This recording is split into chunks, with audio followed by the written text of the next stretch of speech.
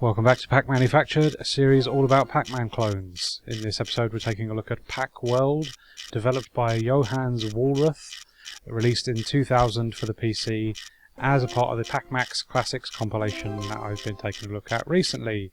There is another 2 reviews of games from this compilation on the channel. They are the last 2 videos.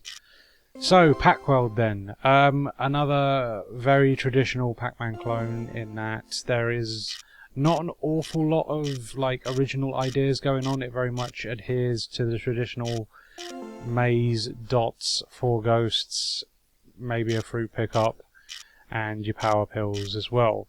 Although the power pills often appear as different objects depending on where you are, so they'll be themed to the stage that you're on.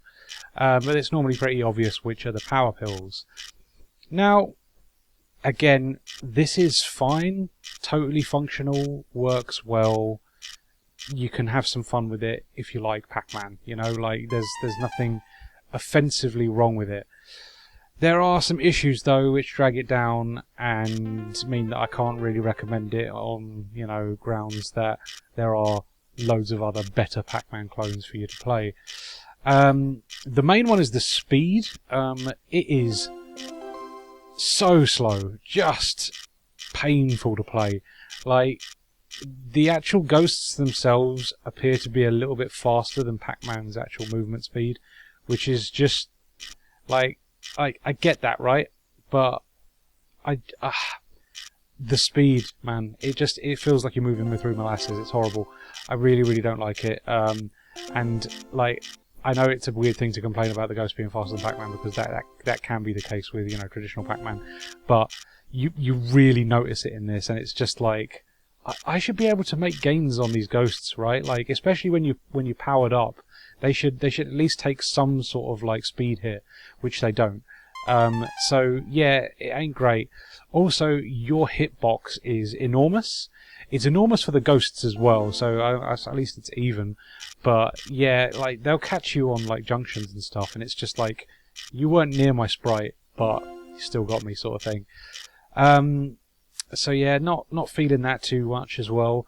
The one original gimmick that this has is that after a certain amount of time, or a certain amount of eating, I guess a set amount of pellets, you do eventually unlock a key. Eating the key means you open a door to a little cordoned off area, which is like that in every maze. It's in a different place every time because the mazes change from map to map. But yeah, there's just a little cordoned off area with some pellets for you to eat, and that's that needs to be opened at some point as well, so you can actually clear the stage.